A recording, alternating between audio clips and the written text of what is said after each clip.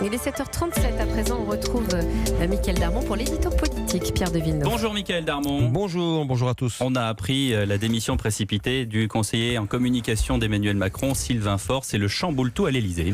Et oui, sa plume s'envole loin de l'Elysée. Emmanuel Macron a du mal à l'accepter. Hier soir tard, je peux vous dire que le président de la République appelait des amis pour leur demander de convaincre Sylvain Faure de revenir sur sa décision. Mais l'homme aux 300 discours écrits depuis le début du mandat a pris une décision irrévocable pour des raisons personnelles qui certes sont respectables mais qui n'expliquent pas tout. Car il faut savoir que Sylvain Faure, qui a rejoint Emmanuel Macron dès le début de la campagne, est un profil atypique avec des champs d'expertise et des passions très diverses. Spécialiste de l'opéra, germaniste, exégète de Saint-Exupéry, en osmose intellectuelle totale avec Macron au sommet de l'État. Ils ont bâti une sorte de France idéale à travers les mots et les discours, les 3 discours marquants écrits par Faure et Macron, mais resteront certainement ceux consacrés au colonel Beltrame, aux catholiques de France et à Johnny Hallyday. La phase B de cette histoire, Sylvain Faure, obligé par son patron de chapeauter la communication, était obligé de fréquenter un monde médiatique qu'il exècre. Disons-le simplement,